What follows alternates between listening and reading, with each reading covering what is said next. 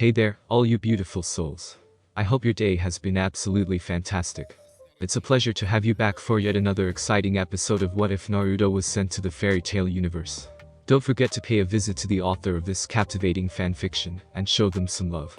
You'll find the link waiting for you down in the description. If this what if is sparking your curiosity, drop a comment down below and share your thoughts.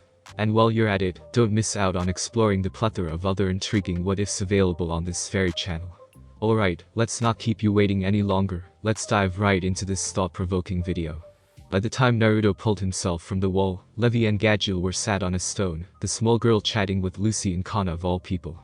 Blinking the brightness of the sun away, Naruto squinted at the small group as he held a hand up to shade his eyes. He ignored Gadgil's satisfied smirk as he patted off the last of the dust, and did his best to straighten his crumpled clothing. Hearing his approach, the three girls looked over. Lucy and Kana grinned, beckoning him over. Looks like you were put through the ringer, Kana chuckled as she looked him up and down. What sort of fight did Levy and Gadgil give you? A surprise one, grumbled the blonde. Gadgil attacked me after Levy passed the trial. He raised his voice slightly so Gadgil would hear him. Apparently one metallic ingot got a bit pissy after having his buttons pushed. You're not taking this moment away from me. Said Ingot languished in deep fulfillment against the wall. He and Levy were sad. You don't know the satisfaction I had snapping your mouth shut. Seeing the fight brewing, Lucy was quick to interrupt. So what sort of test was it? We just had to fight Fried and Big Slow. Levy was about to tell us when you walked out. Naruto shrugged and thrust his hands in his pockets, motioning with his head to the smaller girl. I won't steal her thunder then. Let her explain it. Levy then recapped everything, timidly at first, but rising with passion as both Kana and Lucy egged her on. The replay of the final challenge had both girls shivering and casting a sidewards glance at Naruto. So that's what we felt earlier, shivered Lucy. It felt like a cyclone was about to hit us. That was insane. Goosebumps ran up Kana's arms as well, and she rubbed them. You're not wrong, I'd have hated to be standing right in front of it. She examined at the nonchalant teen, currently looking about as threatening as happy. Did you really have to go all out like that? Naruto raised an eyebrow, clearly not having been paying attention. I personally think it was justified. Eyes turned upon Levy, the shuffling girl nervous but resolute. Naruto said at the end he'd rather me face my fears in a controlled environment, as opposed to being caught off guard on the field. She looked over at him hopefully, nodding at the teen despite her tension. I actually think it's the best test that could have been run for me. S-rank missions aren't all glitz and glamour. They can be dangerous and terrifying, uncontrolled and chaotic. You guys know this more than I do since I'm more of a bookworm. At this Lucy huffed and crossed her arms, casting an irritated glaze at the ground muttering, I'd rather be a bookworm, but that's not happening with Natsu around. No one paid her complaining much heed. Seeing Naruto in all his power. Directly before me, yet still able to make rational decisions. Levy smiled softly to herself. If I can face that, I can face anything. Kana grinned and slapped her hand down on the smaller girl's shoulder, making her wince. If you reckon that's the best way to do it then good for you. Hopefully this will do you well in the future, though because sorry, but I am going to be winning the S-rank trial this year. Levy bristled at the challenge. I'm not about to give up that easily. Anything the next part of the test throws at me will be a dream compared to Naruto. Sparks suddenly seemed to fly about as the two mages glared competitively at one another. Yes, very good, very good. Interrupting the moment, Naruto wandered over, holding his hands out between them. Now, if I might steal Levy for a moment, I have something I'm pretty damn excited to chat with her about. Oh right. Eyes widening as the real reason Naruto was here slipped her mind, Levy hopped off the rock and dusted down her short dress. If you'll excuse me, I'll only be a moment. Gadgil simply grunted while Kana and Lucy waved her away. Naruto meanwhile was busy pushing the rising adrenaline down, and focusing on not letting his thoughts get ahead of themselves. Letting the girl lead him to a quiet clearing just off to the side, the small mage pulled out a tiny box and held it out to him. Looking at it quizzically, Naruto picked it up and looked it over. As he studied it, Levy urged, go on, open it. Flicking it open, the blonde spied two small rings inside. There was a small clear gem molded into the ring, the surface of it flush with the edge of the ring. Grasping one, Naruto pulled it out and inspected it as Levy began talking. Well, this is the best attempt I could manage. I wasn't able to figure out how to anchor you to anything in this world, so I had to come up with a solution. Holding it up to the sky, the dull gray of the ring did its best to reflect the sunlight. He rolled it between his fingers before noticing something written on the inside of it. Peering closer, Naruto tried to read it. Weirdly, it seemed to be a mashing of rune and seal scripts. Ah, you spotted it already. Turning his eyes to Levy, she explained. This was the tricky part. I never realized, but your seals act as teleportation devices. How they actually do it is beyond incredible, she gushed. They create ripples in reality that fold it onto itself and pull you across it. The size of the object that can be summoned is directly proportional to the amount of energy, or chakra in your case, the summoner has, and the distance from the target. Levy took a breath to continue but noticed Naruto staring at her blankly. Ah, right, I may have to simplify. Sighing deeply, the girl grabbed a stick and started drawing in the sand. She started by drawing a round version of Naruto's head, and then placed a rock opposite him to symbolize a toad. You see this? Crouching beside her, Naruto nodded. Say you want to summon this toad with a seal. She drew a line from Naruto to the toad. You put chakra into the seal, it squishes the space between you two. She drew an X through the gap, and pushed the toad over to Naruto, and out pops the toad ready to go. Seeing Naruto still struggling, she grabbed a leaf. Just imagine the toad is at one end and you are the other. She then folded the leaf over so the ends touched. Essentially, this is what's happening. By folding the leaf, it allows the toad to hop across the ends. The difference here is that your seals do that with the very reality around you. The reason we're not impacted is because we're in the leaf, so to speak. Naruto pointed at the dirt, head spinning with the level of info just dumped on him. So, when I summon a toad it's not because they respond to my call. That's only half of it, came the reply. The toad has to be willing to allow you to pull it across. That's the connection part I was having trouble with. Levy frowned as she explained. Essentially there's got to be a beaconer and a witnesser. Without each of these things, there's no folding of reality because there's no way to ascertain the location of the summons and the summoner. Levy noticed Naruto was still baffled and tried another route. Okay, try this. Murahin is somewhere on the island, but you don't know where. She drew the face of Murahin in the dirt. You're stuck in place and want her to come help you. What do you do? Enter Senjutsu, Sage Techniques, and seek her out, came the immediate reply. Levy faltered, a bead of sweat rolling down her temple. Okay, pretend you couldn't do that. What would you have to do? Frowning, Naruto cupped his chin. I guess I'd have to shout, he said after a moment's pause. Nodding, Levy pushed that angle. Very good, but what if Murahin couldn't hear you? I guess I'd have to shout louder. Suddenly, Naruto's eyes whitened. Hang on, so that's me using more chakra too. What did you say, Beacon? Levy smiled. Now you're getting it. The further away she is, the more energy you need to use. She pointed to the drawing of Murahin. So now she's heard you. She wants to come to you. What will she need to do? Seeing where Levy was going with this, the blonde pursed his lips and finished the thought train. She'd have to shout back for directions. But in this instance, since I'm not actively shouting directions, that would be the seal sending the directions to the thing I'm trying to summon. Clapping excitedly as his understanding increased, Levy continued. Yes, and this is the part Gamma helped me with. When you signed that contract with the Toad Clan, essentially you entered into an agreement that every time you reach out to them, they would respond, almost like a handshake. In doing that, they respond to your call and they are drawn to your position. Levy watched closely as Naruto twirled the ring in his hand. She could see the wheels turning in his head. One more thing, he asked, gears ticking over slowly. How does this work if I'm using a seal, but Murahin is using a rune? That doesn't seem to make any sense. Levy crossed her arms, frowning. And that brings me to the really hard part of all this. It's also the most hypothetical part of this experiment, as there was literally no way of testing this across dimensions. She raised a lecturing finger. Essentially, the rings are more than just simple anchors, they're designed to resonate with each other. Naruto looked up, intrigued. Resonate? You mean they're like tuning forks? Levy smiled a little, impressed by his comparison. Exactly. The seals and the runes I inscribed on both rings aren't just random designs. They're interconnected, so when you use your chakra to create a beacon, it won't just be a one-way call. The scripts within the rings are designed to sense each other and synchronize. Your seals do all the heavy lifting of actually transporting you, while the runes act as signposts. Naruto raised an eyebrow, still processing. So, it's like they're in tune with each other. Exactly, Levy chirped again, glad he was starting to get it. When you use your chakra to activate your seal, it creates a resonance that vibrates through the runes on your ring. You should be able to feel that vibration on your finger if you perform it correctly. Murahin's magic responds to that frequency, and in turn, her ring resonates back to yours, giving you the exact location of where she is. Naruto squinted, his mind piecing it together. So, it's like if I play a note, she'll play the same note back at me. And her magic will show me where she is. Exactly.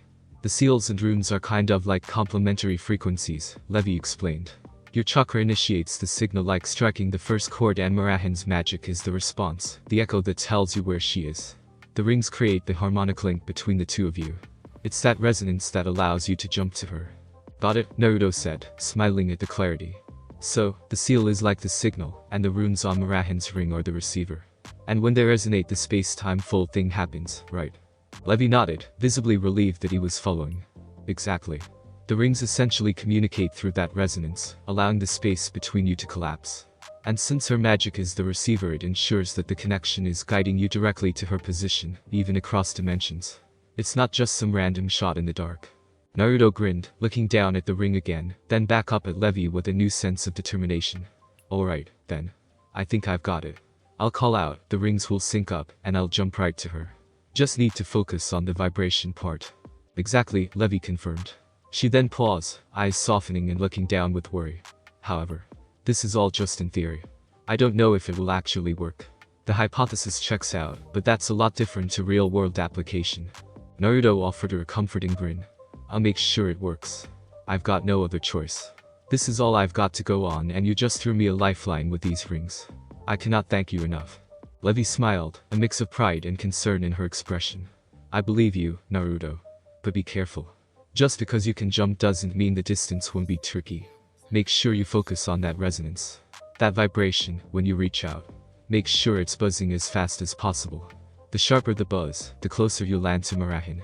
Naruto gave her a nod, his confidence unshaken. Don't worry, I've got it covered. Am I able to test this out with her now? Levy chewed her lip. I suppose you can. I didn't have anyone to try it with other than myself in the final stages, so you might as well go check and see if all my work paid off. She then looked off to the side as an idea hit her. It might be worth calling on Gamajetta again, and just get him to walk you through things from his understanding of it. He will be able to explain how to turn it on too, since I have no understanding of how chakra works.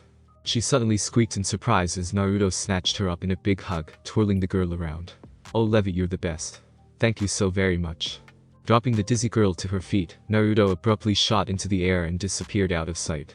XXXXXXX. Following Murahen's energy signal, Naruto tracked her to a small camp set up in a clearing. A large tent housed a few beds for injured mages, and a pergola nearby served as a makeshift kitchen where food was being prepared. At the front of the camp, a log jutted from the ground, bearing the fairy tale emblem and a sign reading Supervisor Base.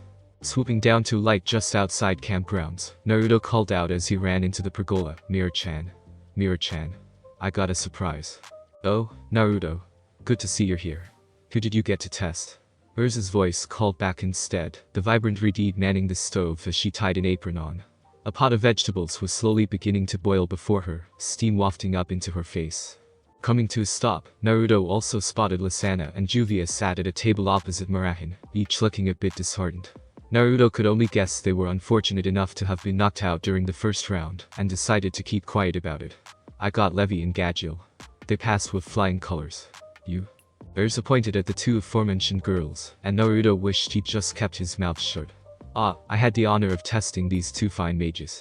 Our battle was of legendary proportions, yet alas, they weren't quite able to make it past my defenses. She raised a challenging arm towards the morose pair and flexed at them. Nevertheless, they shall try again next year, and I have no doubt their efforts will be rewarded. Let's hear it, girls, cheer for your hard work. Yai. The deeply underwhelming response did nothing to dampen Urza's enthusiasm as she returned to stirring her pot, humming what sounded suspiciously like a victory march. Murahen shot the girls a sympathetic glance before getting back to sticking a plaster to her cheek over a nasty-looking bruise. She winced as she covered it before shooting Naruto an apologetic smile. Sorry about this. You might not want to kiss me for a few days until this goes down. KKK kiss. Naruto ignored the neon-red Juvia as he made his way over to Murahen and sat down beside her. Taking a closer look at the damage, he just grinned and flicked her nose. You'll be fine, a little mark like that isn't enough to mess up that beautiful face of yours. You remain fully kissable. Pouting slightly, she rubbed her nose and sighed. You know, when your girlfriend gets hurt, you could at least pretend to care more. Right. Naruto's gaze flickered toward Juvia, an idea forming. Smirking, he leaned in. What do you want me to do? Kiss it better. Murahen nodded sharply and tilted her cheek toward him. Without hesitation, Naruto pressed a gentle kiss to the bruise. The thump of Juvia's head hitting the table was just what Naruto had hoped to achieve. She's so innocent. Poor Gray, he thought as he rubbed Murahin's head. The girl giggled and pushed into his hand. That's more like it. Now what was this surprise you mentioned? Grinning, Naruto reached into his pocket and pulled out the little box. Levy thinks she has worked out how to get me back here. He opened it up to reveal the 2 rings. Mira's eyes twinkled as Naruto offered the box to her. Taking it, she pulled one out and admired it in the light. Kind of like wedding rings, no? Lighting up just as red as Juvia, Naruto found all the air sucked out of his lungs, and he struggled to form any words. He vaguely noticed both Lisana and Urza gawking at them, eyes as big as saucers. The devious girl wrinkled her nose and giggled at the reactions, clearly having planned that one. Finding himself needing to fan his face, Naruto turned his eyes away from the smug girl, and did his best to hide the steam swirling from the top of his head. Well, I suppose they do. A little. Slipping one on her finger, Murahin turned her hand over as she examined it. So how does it work? Taking a moment to regather himself, Naruto tried to repeat what he was told, but suddenly found himself drawing blanks. Something about the rings resonating. Tuning forks. Reality folding on itself and you calling out to me. Oh, and something else about beacons. Rolling her eyes good-naturedly, the silver-headed beauty shrugged. Sounds like you understood as much about this as I did when she tried explaining the process to me. Not to worry, did she say how to make it work? Frowning, Naruto thought back to the conversation. I think we need to channel energy into the rings to make it work. Very good. Jumping to her feet, Murahin reached out and pulled Naruto up. Let's go see if we can figure it out now then. Simply allowing himself to be pulled along by the whirlwind of energy, Naruto looked back at the girls under the tent and saw all their white eyes following them on their way out. He was also pretty sure he heard Lisana whisper, did they just get engaged? XXXXXXX. Finally reaching a clearing a safe distance away, Murahin let go of Naruto's hand and turned her attention back to her ring. Naruto, meanwhile, planted his hands on his hips and glanced around curiously. Would you drag me all the way out here? Couldn't we have just tested it back at camp? What if it blew up? Or if you teleported straight into the cooking pot? Murahin shook her head, casting a knowing look his way. Too many things, as well as people, you could run into. Out here, worst case, you hit a tree or kick a rock. Not exactly reassuring, Naruto grumbled, though he couldn't argue the logic. Still, as Murahin handed him his ring, he took it and examined it closely. The intricate weaving of runes and seals along the inner edge was nothing short of breathtaking. The craftsmanship was so fine, so precise, that it felt less like something drawn by hand, and more like it had been etched by the very flow of Levy's magic. Every stroke carried an intentional weight, no line wasted, no curve without purpose. The runes and seals didn't just exist alongside each other, they melted together in seamless harmony, as though one had been born from the other. The runes, ancient and dense with meaning, spiraled through the seal work like veins of silver through dark stone, their edges curling into the delicate razor-sharp loops of a master penman. Some of them were entirely enclosed within the seals, like secrets whispered into the ink, while others bled into the formulae, reinforcing them, deepening them. The very structure of the seals themselves seemed elevated, as if whatever Levy had done with the runes had reinforced them to a new level of proficiency. This wasn't just high-level sealing. It was something more, something new. He had seen Jiraiya weave masterful arrays, and had been forced to study the stroke order and pressure necessary to make a seal hold firm under stress. But this was beyond efficiency. It was artistry. It was poetry written in magic and chakra, 2 separate languages fused into one fluid, elegant script. Murahin, for her part, simply thought it looked pretty. But Naruto, who had spent years under Jiraiya's tutelage, seeing firsthand the depth of what was possible with ink, paper, and chakra, recognized this for what it was. An unparalleled level of craftsmanship. His thoughts were interrupted as Murahin plopped down beside him, holding out her own ring. So, any ideas how we do this? Almost unable to tear his eyes from the script on the ring, Naruto pursed his lips. From what I remember, Levy said you act as the witness while I'm the beacon. That means you just have to push magic into the ring. The actual transportation happens on my end with the seals. He turned the ring in his fingers, thinking. Since seals activate through chakra, a blood contract, and specific hand seals, I'm guessing this only works one way. You can call me, but you can't come to me. Pausing, he glanced at her. Actually, give me a sec. I need to summon someone. Stand back real quick. Biting his thumb, Naruto ran through a series of hand seals and slammed his palm to the ground. Kuchi's no jutsu, summoning technique. A puff of smoke erupted between them. Murahin coughed lightly and waved it away, revealing a small toad standing before Naruto, arms crossed as he looked up at his summoner. You missed this part, but back in the basement, I summoned this little guy to help Levy design these rings, Naruto explained. She actually suggested I check in with him to figure out how to activate them properly. Murahan's eyes sparkled with curiosity as she crouched down beside the toad. She reached out to touch him, only for the toad to lean away with a disgruntled croak. That's so cool. Can he understand me? Hello, Mr. Froggy. Naruto chuckled and shook his head. Yeah, no, he can't understand you. Also, he's a toad, not a frog. They get a bit grumpy if you mix them up, so try remember that. He motioned for her to sit beside him. I'll need to talk to him and translate for you. It might take a bit, so be patient. Murahan hummed in understanding, settling in beside him as Naruto turned to the toad and switched to his native tongue. Yo, Gamajetta. Thanks for coming back. Levy-chan said I needed to chat with you about how to get these rings to work. The toad gave a slow nod, extending a webbed hand expectantly. Taking the offered ring, Gamajetta turned it over in his grasp with almost reverent care, his fingers gliding along the intricate etchings. His white unblinking eyes traced the weaving script with something close to awe. Boy, do you realize what that girl managed to pull off with this? Naruto hesitated before nodding. To an extent, but I think you understand more. Damn right I do, Gamajetta croaked, his voice tinged with disbelief. You don't even begin to comprehend the brilliance of that girl. Hell, I'm not sure she even fully understands it herself. His hand gestured sharply toward the delicate script. In just a few hours, she processed everything I told her, tore through every book I had on me about seals, and then, like it was nothing, started weaving an entirely new system that fuses sealing with her runes. Gamajetta ran a hand down his face, still stunned. She had these strange glasses on, some weird enchanted thing, that let her read at speeds that shouldn't be possible. Apparently 500 times faster than normal or something extraordinary like that.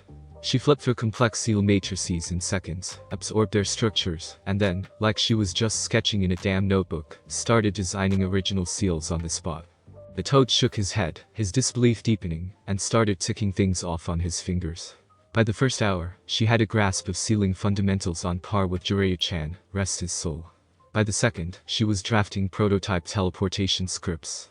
By the third, she had figured out how to use her own rune system to amplify the power of your chakra, based entirely on hypotheticals. He flopped onto his backside, shaking his head as if still trying to process it. All I did was feed her information. She absorbed it in a way I've never seen before. And these rings she created. He let out a low whistle. Boy, these are sealing masterpieces. I'd even dare say on par with the Horatian no Jutsu, Flying Thunder God technique. Naruto stiffened, his breath catching. The only reason the Horatian is superior is because the fourth Hokage could apply it instantly via touch, without needing preset anchors, Gamajetta admitted. But in terms of sheer intricacy, in terms of design, and the fact she managed to weave two entirely different languages together, I'll be honest with you. This right here. This might be the superior craft. His golden eyes locked onto Naruto's, drilling the weight of his words home. I spoke with Ma and Pa when I got back. They want to meet this girl, whatever it takes. With the right guidance. His voice dropped, thick with meaning. She could rewrite sealing as we know it. Naruto swallowed thickly as the gravity of what Levy had achieved sunk in. Wow. I knew she was smart, but not this smart. Rolling the ring over in his hands a few more times, Gamajetta handed the ring back to Naruto, and let out a deep sigh as he crossed his arms. You've stumbled across a genius the likes of which we've only seen once or twice before. You do well to learn all that you can from her. The toad then motioned toward Murahan, who was biting her lip, practically vibrating with the effort of not interrupting. Might be an idea to fill her in before she bursts. Seeing she was almost dying from curiosity, Naruto filled the girl in on what he'd learned. By the end of it, Mira's huge eyes were almost double the size of normal. Levy did all that. She's incredible, wow. Naruto chuckled, that's what I said.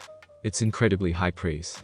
He studied the ring again, a newfound respect for it now gleaming in his eyes. I suppose I should find out how we get this thing working then. Turning back to Gamajetta, Naruto got straight into it. So, how do we actually go about using these things? Levy said she wasn't sure how the chakra side of things worked, even if she was confident in its design. Could you help me with that part? Holding his small palm to his cheek, Gamajetta tapped the side of his brow and thought. We spoke on this, though it's all still theory. All we can do is try and see what happens. I will have to let you know of a few things that could go wrong though, cautioned the toad. Firstly, energy drain. Gamajetta raised a finger. If you don't do this correctly, you guys could each waste a whole lot of energy, and it could exhaust you guys. Secondly, another finger raise. If you guys don't get the resonance perfect, there's a chance you'll miss jumping to your girlfriend and end up somewhere else. You may not even be in the same dimension. Naruto gulped at the implication. Thirdly, another finger. If you break focus during the actual teleportation, pieces of you could end up in different places. I don't need to expand on the outcome of that particular scenario. The boy paled as a few beads of sweat rolled down his forehead. But that shouldn't be too likely, right? I mean, that's never happened to any toads before. Damnit shrugged. Not that's recorded. Being that you're calling us, your focus is pretty locked. However, since you're summoning yourself to another point across dimensions, your focus could waver, and that makes the risk jump exponentially. He placed a gentle yet warning hand on Naruto's arm. If you take your time to get it right, and I stress that part, I'm confident you'll be okay. I was able to take a copy of Levy-chan's notes home with me and review them. They're solid for as much of the script I can understand.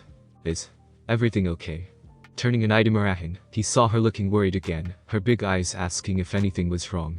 Chuckling awkwardly, Naruto wiped his brow dry and just grinned. Yeah. Just Damnit making sure I know of the risks of attempting this without being fully focused. An eyebrow raising, Mira asked, oh? What sort of risks? Were you planning on telling me? Ahe. Naruto didn't meet her eyes. Oh, you know, just chakra exhaustion. Or missing this dimension. Or dismemberment. Gasping, Murahin slapped his arm in shock. What? How is that possible? Surely we can't try something so risky. Catching her hand, Naruto shook his head comfortingly. No, it's not that bad. Well, actually, it is, but only if we lose focus during the technique. So long as we make sure to stay alert, everything should be fine. Right, Damnit. The toad shrugged unhelpfully, not understanding a word just said. Okay, ignore him. Naruto moved on. The long and short of it is if we trust one another, we can do this. I have full confidence in you. Do you have the same confidence in me? Murahin smiled weakly, totally unconvinced. Yeah, usually I'd say yes, but this seems a bit too insane, even for you. Naruto grinned. Good enough for now. So, Naruto looked down at his little friend. How do we go about activating these things? The toad pointed to his finger. First, put the rings on. Make sure you both wear them on the same hand and finger. Relaying this back to Murahin, the girl cocked an eyebrow. What finger do you want to use? Naruto shrugged. I really don't care. You pick. Pursing her lips, the girl thought for a moment before a wide smile graced her face. How about the ring finger on your right hand? Yeah, sure, why not? Naruto slipped the ring over it. Any particular reason? The girl batted her eyelids coyly at the teen. Because that's the finger you put a promise ring on. These rings are your promise to me you'll come back someday. Blushing furiously, Naruto looked at his hand and nodded hesitantly. Damnit was smiling smugly at him, the intelligent amphibian interpreting the situation easily, and Naruto felt the urge to thump the toad. Coughing into a fist, the blonde declared louder than necessary, okay, finger choice decided. What's the next step? Getting back into serious mode, the toad pointed to the pair. This part is for either of you. The way I understand it, Levy has linked the runes and seals together in such a way that if either of you funnel energy into the rings, the other will vibrate. Give it a try. Naruto grinned. Okay, first step seems easy. Let's see. Holding his hand out, he pushed a small amount of chakra into the ring and watched Murahin. After a moment, she gasped and held her ring out. I feel it buzzing. It's only very faint, but I feel it. Seeing her reaction, Damnit nodded. Okay, good, so she feels something. She now needs to push her own energy or magic or whatever it is into the ring to answer the call. Getting the directions from Naruto, Murahin focused and allowed her magic to flow into her ring. Naruto's eyes widened as he felt his own ring begin to vibrate, even as Murahin exclaimed, oh, mine is buzzing harder now. Good, keep that up, urged the toad. From here, you two need to balance the amount of energy you're each sending into the rings. This should act as a link to establish connection once the resonance is reached. Levy did write in an alarm of some sort that lets you know when the balance is reached. Looking to his girlfriend, Naruto stood up and started backing away. Might as well give this a crack now. Damnit says we need to balance the energy output until we feel an alarm of some sort. That means it's ready. You willing to try? Nodding hesitantly, Murahin backed up to the other side of the clearing and held her hand out, the other one tucked up against her chest in worry. I guess. Let's just take this one slow, okay? No mistakes. They each began channeling their energy into the rings, raising and lowering the flow, trying to match one another's output. More, Naruto called out. Less. Murahin countered. Bit by bit, the buzzing intensified until... Zap. Ouch. A sharp sting ran through their fingers. Naruto winced and shot a look at Gamagetta. I assume that's the alarm. The toad shrugged. I guess so. Seeing Murahin wince out of the corner of his eye, Naruto asked, so what now? Now, you summon yourself, I believe. Gamagetta replied. Levy did say something helpful though. She mentioned following the energy link mentally and summoning yourself to that point. I thought over this and I believe following the usual summoning steps should be enough. Your blood will activate the seals in the ring, the hand signs will mold the chakra for the technique, and then the execution will drag you over. This time though, the toad reasoned, instead of placing your hand to the ground, place your hand to your chest. To call something to you, you place your hand to the floor. To call yourself to her, I speculate you'll need to tug the chakra thread through yourself, rather than to one of us toads like usual. Pull yourself down that guideline and if everything goes to plan, you'll end up right beside her. Taking a deep breath, Naruto looked down at his hand. Well, here goes nothing. You ready, Mirror-chan? She clenched her eyes shut and held her hand out. No, but that's not stopping you. Chuckling dryly, Naruto conceded the point. Nothing ventured, nothing gained. Biting his thumb, he swept the blood across the ring and felt the buzz intensify. Blurring through the hand seals, Naruto thumped himself on the chest and called out, Kuchius no Jutsu. Grasping the thread of energy with his chakra, he felt the technique activate, and he suddenly felt like the ground disappeared from under his feet. Crying out in surprise, the weightlessness only lasted a fraction of a second before his feet slammed into the ground, cracking it slightly, his hand wrapped around Murahin's own. A triumphant whoop from Gamagetta rang out as Naruto blinked up at Murahin, who stared at their joined hands in shock. You did it. Naruto, you did it. Attempting to steady himself, Naruto's legs wobbled beneath him, exhaustion slamming into his body all at once. He dropped onto his backside with a shaky breath, wiping sweat from his brow. Heh. That's really relieving, Tadabayo. What did it look like? The girl shrugged. White eyes totally baffled by what just happened. Honestly, I can't even begin to describe it. It was like you collapsed in on yourself. You just fell into you, and split second later, you sort of just exploded from yourself. No, that's not right, Murahin struggled to find the words to what she just saw. I think it was almost like you inflated from nothingness. And then you landed heavily, like you'd fallen from a height. I didn't even notice you grabbed my hand, it was just kind of there. Letting out a chuckle, Naruto flopped onto his back with a weak cheer. That sounds awesome. 3 cheers for Levy-chan. Banzai. Sinking to her knees beside her boyfriend, Murahin let out a shaky breath of relief, her legs too unsteady to keep her upright, after the fear of what could have been.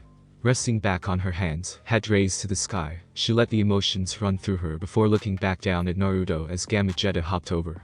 So what did it feel like for you? She inquired. Did you see anything cool on the trip?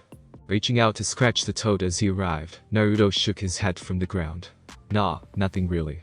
It just felt like the earth fell out from under me, like I stepped off a ledge and dropped to the ground. I didn't see or feel anything else. Croaking inquisitively, Naruto quickly translated what they just said. Nodding thoughtfully, the toad reflected, that lines up with what I'd expect.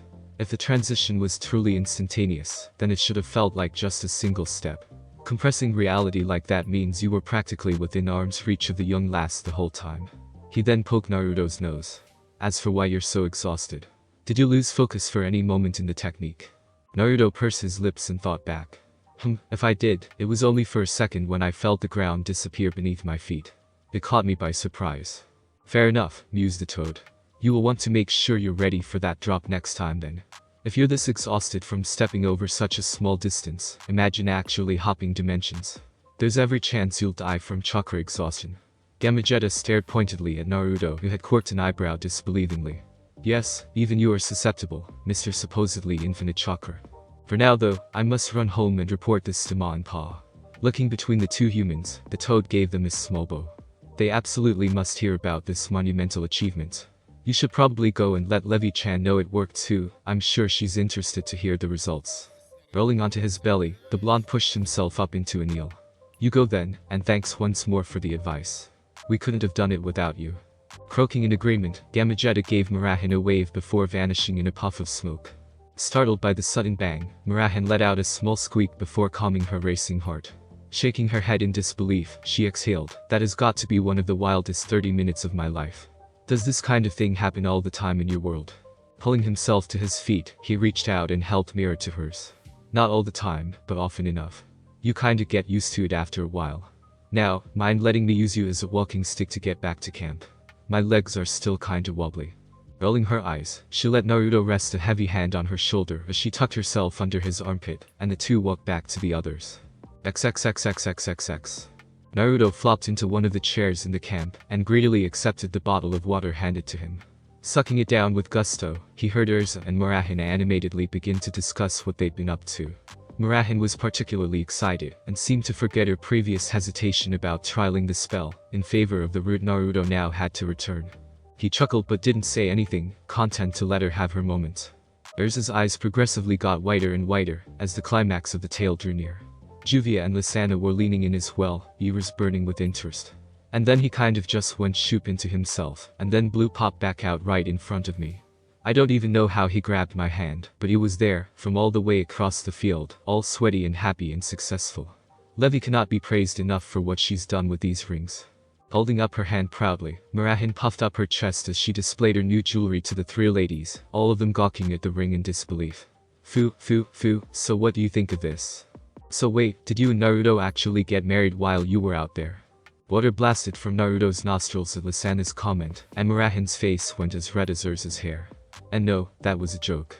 This is a promise ring, see the finger? Promise ring. Rubbing the tickling water from his nose, Naruto squinted up at his flustered girlfriend. That totally serves you right for that one. Eager to change the topic, Murahin spluttered out, on the topic of the rings, we need to let Levy know they worked. She'd be so excited. Heaving a sigh of relief as it did indeed distract the girls, Murahin looked across as Urza spoke. I know for a fact she will be. As it stands though, she is still in the middle of her S-rank challenge if you had forgotten. Interference of any form is strictly prohibited. Blinking as the realization hit her, Murahin giggled bashfully. Oh, yeah, that's right. Well, we can wait. No hurry after all. Juvia wonders how much longer the test will be. Juvia is missing Gray. Despite mumbling that last part, Naruto's pretty sure everyone heard the girl. Chuckling but ignoring the comment, Urza remarked, well, it can't be much longer. It's been a while since the master sent them on to the next part of the test, so I dare say we will have the results post-haste. She then frowned as realization hit her. On that, Wendy and Mess seemed to be taking their time returning to camp. They were defeated a while back, I wonder whatever became of them. Lisana lifted her head, eyes widening. Oh yeah. Why wouldn't they have come back with Juvia and I? It does seem a bit odd, Mess was always so punctual. Suddenly her eyes narrowed as she raised a finger to her lips. Or, was he? I at least get the impression he was. Did he join before or after I went to Adola's? Urza laughed. Oh Lisana. He joined right around. You know. She then went quiet, eyebrows furrowed as she tried to dig into her memories. When did he enter? She turned to the others. Do any of you have any remembrance of him? Naruto shook his head. I can't really picture the guy. What's the problem? Murahin frowned and tapped her temple with a finger. It's strange. I know he's been here for a while. How come I can't think of anything he's done? Or when he joined the guild? She looked down at Naruto. Surely you remember him. You remember how you and he had lunch that one time. The blonde shook his head vehemently.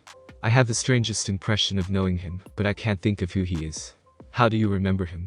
This is the first I've ever heard any of you mention him. The girls all went quiet as the teen looked at them suspiciously. There's something not right here. Glancing over, Urza shook her head. Oh, hardly. Mess is one of the guild's most loyal members. He even went somewhere to fight for us.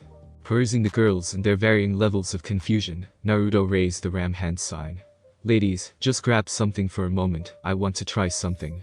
Waiting until they were secured, Naruto welled up a small amount of chakra.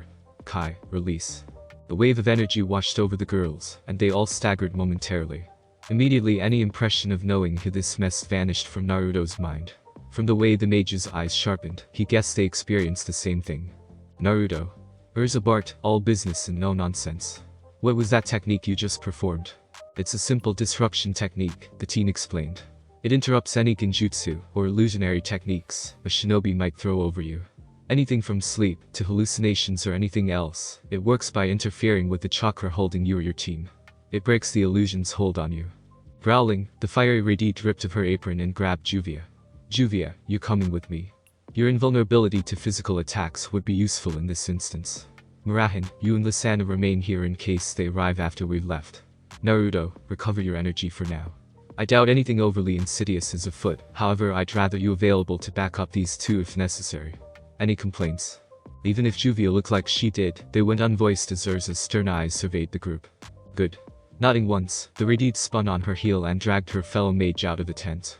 If you need anything, have Naruto send one of his clones to seek me out. He will be able to follow my energy signal.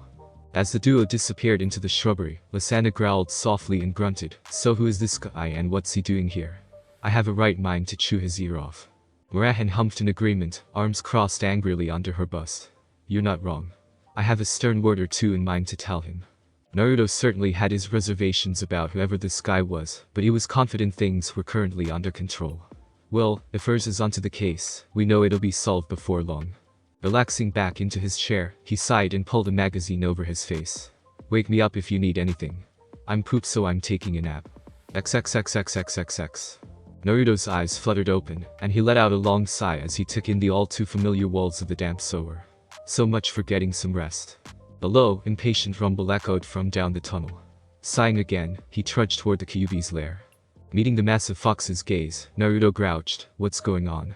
"I was just about to have a snooze, thank you very much." Ignoring the complaint, the Kyuubi leaned down, its crimson eyes narrowing. "As expected, you've been paying as much attention as ever. Which is to say, none." It huffed, irritation flaring in its voice, but there was something else beneath the usual growl.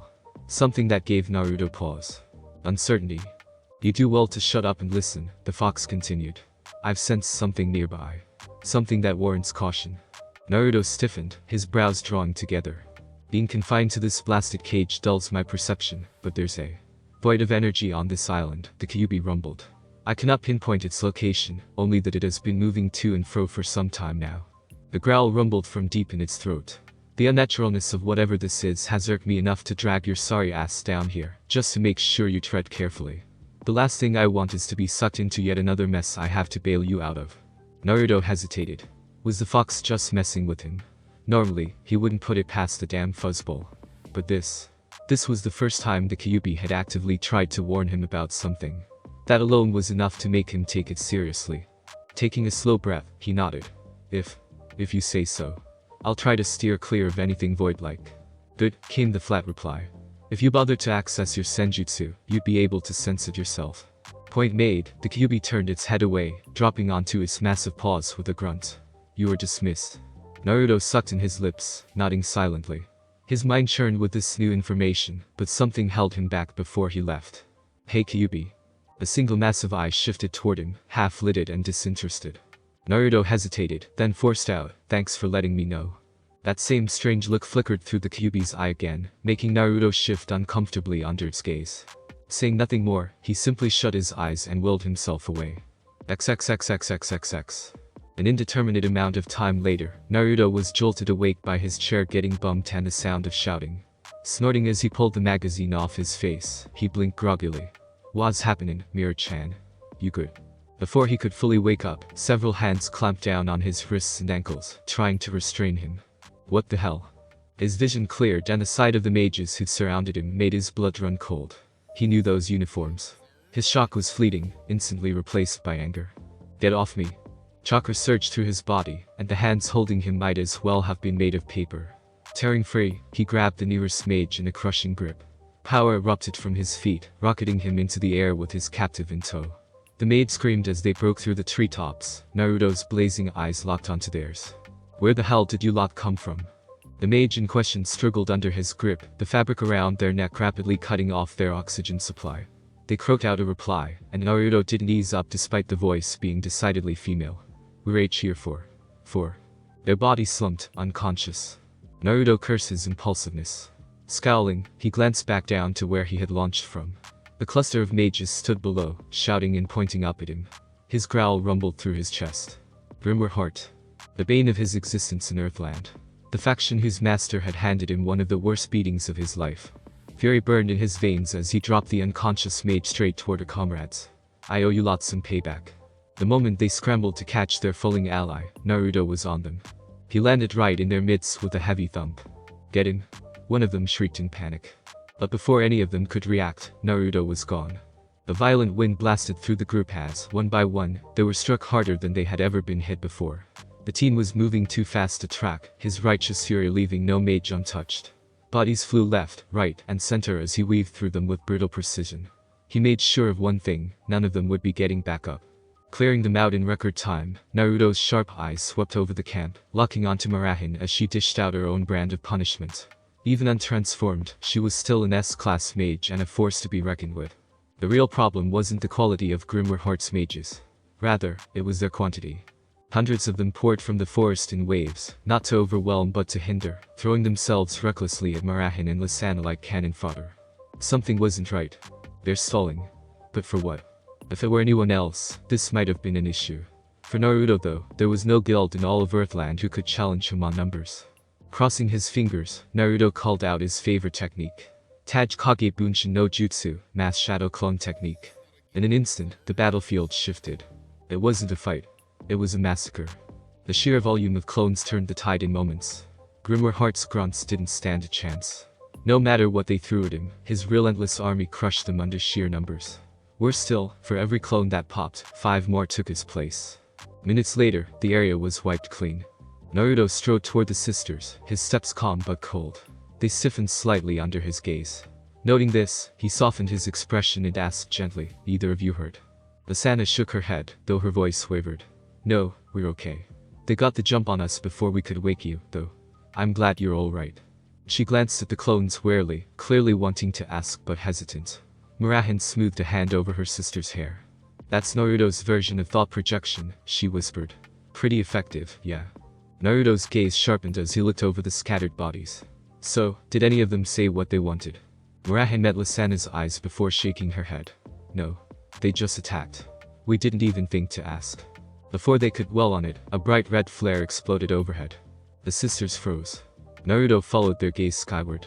"That means what I think it means, doesn't it?" Lisana's face darkened. "This is my first time seeing it in person, but that flare doesn't just signal an enemy attack. It declares a guild war. We have to take our battle stations." Murahin frowned. "Fairy Tail will do their best to regroup here. This camp is our emergency meeting point. If we lose this position, our fallback is the beach where we landed. We need to be ready." Naruto summoned another wave of clones, then turned to the unconscious Grimmerhart mages littering the ground. "Sounds like we need some space. Let's deal with this first." He and his clones made short work of the cleanup, hurling bodies out of the camp with careless efficiency. He didn't particularly care how they landed. By the time he finished, Murahin and Lisana had already tidied the tent, securing anything that wasn't absolutely necessary. A table had been moved to the center, a topographical map of Tenru Island spread across it. Murahin's eyes were sharp as she marked locations. "As information trickles in, we'll get a clearer picture of the battlefield. Once we do, we can organize a front against Grimmerhart." She turned to Naruto. "Can you send clones to gather intel on everyone?" One nod was all it took for his clones to vanish into the trees. Murahin smirked. "Good. Now that we've got that underway, we can." Naruto's senses screamed. With no time to think, he lunged, grabbing both sisters and driving every ounce of chakra into his feet to explode backwards. The moment they cleared the tent, a veritable meteor of thick black fire slammed into their camp, consuming it in an instant. In less than a second, the plants, supplies and the very ground beneath them was melted into nothingness, as the fire from heaven bore an enormous hole into the ground. The sisters screamed in panic as Naruto twisted through the storm of debris, dodging shards of rock and splintered wood, erupting from the impact zone. Ugh. A massive chunk of stone slammed into his back. Too big to avoid, he took the hit head-on, shielding Murahin and Lisana with his body. Pain flared hot and sharp, but the Kyuubi was already at work, knitting him back together. Not fast enough. His senses shrieked a second warning too late. Gritting his teeth, Naruto hurled the sisters away to save them, just as a black-flamed fist smashed into his face, and nearly tore his jaw off. The world turned upside down. The force of the blow sent him hurtling through the undergrowth, his body ricocheting off trees and rocks like a ragdoll in a hurricane. The air cracked with each brutal impact, his body breaking, healing, breaking again.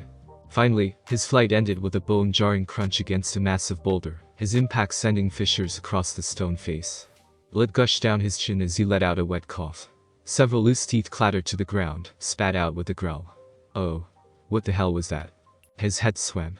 A brief brittle concussion turned his vision into a swirling mess of black vortexes and flashing light. The Kyuubi's chakra surged through him, straining to put the pieces back together as rapidly as possible. Through a swelling eye, he caught the sight of a burning figure marching toward him with death in every step. Naruto blinked, his disoriented mind struggling to place the silhouette. Natsu. The scalding hot hand seized his throat and hauled him into the air. Gagging against the pressure, Naruto came face to face with a nightmare. Scarred. Bald. Melted. Twisted and grotesque. The man's face was a ruin, beyond recognition, except for one unmistakable feature. Blood-red eyes, ringed in an outward ripple pattern, drilling into Naruto's soul. No, rasped a voice like shredded metal, hoarse and broken beyond repair. Zankro. Die. XXXXXXX. Omake. Naruto and his guide stepped into the next room, and with all the grace of a sack of rice, the blonde immediately flopped to the floor. Leaning back against the wall, he groaned dramatically. Suo. When are we getting some food in here? I mean, I'd love to keep going, but I don't want to, you know, fade away while aiming for this Saint-tier thing. A starving shinobi is a useless shinobi. He cracked an eye open, ever hopeful that someone outside the walls would hear his plight and rush to his aid with food in hand. Instead, his ears were met with the resigned sigh of his amphibious guide. If you would wait a few moments, I will arrange something for you, Mr. Naruto. Grinning, Naruto patted his stomach and kicked his legs excitedly like an overgrown child. Oh, I really hope it's something good. Can you tell me what's on the menu? Oh, ramen. It's gotta be ramen, yeah. I don't even care what flavor at this point, just make it that noodly broly goodness. Without another word, the toad guide turned on his heel and scurried off. Whether to fetch food or simply escape Naruto's boundless energy remained unclear. XXXXXXX. To Naruto's everlasting pleasure, his plea was answered. Ramen. A steaming bowl was placed in front of him, and within seconds, it was empty. Another was immediately demanded. And another. And another. By the time Naruto let out a satisfied sigh, the shell-shocked kitchen staff had stopped counting. A thoroughly traumatized messenger was carrying the mountain of empty bowls away, staring at Naruto, as if he had personally just witnessed an eldritch horror consume a human. In terms of food volume, that wasn't too far from the truth. Meanwhile, the toad guide, now used to these eccentric antics, bowed before the blonde. If that is all, we will proceed to the next test. Naruto, now revitalized and practically vibrating with energy, hands sprung to his feet and began stretching his arms above his head. Sure thing. What do you got for me now? The toad gestured toward a large treadmill in the center of the room. Speed and endurance. Naruto blinked at it, then hopped onto the machine with a grin. So, how long are we talking here? How much time you got? The toad fiddled with the controls. You will simply run at the fastest speed you can handle for as long as possible. Naruto smirked, bouncing on his toes. Oh, you might want to grab a chair, then. We're gonna be here a while. With that, he cranked the treadmill to its maximum setting. The machine roared to life, hitting speeds most people would only experience in vehicles. Yet, Naruto merely loped along as if he were out for a casual morning jog. 10 minutes passed. 15. 30. The toad guide, initially expecting this to be over after a half hour at best, had pulled out a clipboard to record results. But as time went on, his frown deepened, and he glanced at the speedometer. 100 kilometers per hour. The toad's hand trembled slightly. I should have guessed. Meanwhile, Naruto was still talking. And then this one time, Iro-sanin tried to get me to sign a book deal, can you believe that? He said something about untapped market potential, but I think he just wanted me to write all the boring, non-pervy scenes for him. Anyway, hey, you listening? The toad blinked, shaking himself from his existential crisis. Ahem. Yes. How are you feeling after running this long at the machine's maximum setting? Naruto barely glanced down at his legs, which were still moving at breakneck speeds. Honestly, I'm gaining back more energy than I'm losing at this point. Got anything faster? Otherwise, I might be stuck here all day. The toad guide took one look at the now smoking treadmill, and calmly turned it off before it could combust. At this point, I think any further testing is pointless. The guide wrote something on his clipboard. Naruto peeked over his shoulder, only to see the word infinite scribbled under endurance. Oh, that's boring. Naruto pouted, hopping off the machine like he hadn't justified human limitations by several magnitudes. I thought you guys had more in store for me. Tucking the clipboard under his arm, the toad shrugged. These tests aren't meant to be exciting. They're simply a method to gauge your potential. He turned toward the exit. Come. I need to report your results. You will have your answer soon. Naruto followed with a huff, rubbing the back of his head. Man, they really should have thrown in a real challenge. Surely you got stronger mages than this on the books. The toad chose to ignore him, but inwardly, he was already scratching down the bottom of the page for the Mage Council's report to include one extra note. Do not, under any circumstances, engage this human in an eating contest. Or race. or, frankly, anything that involves stamina, you will lose. Thanks for listening. I do hope you enjoyed it. If you want the next part of this video, like, subscribe and comment down below and turn on the bell notification. And also check out other videos that I have created and enjoy. See you in the next video. Peace.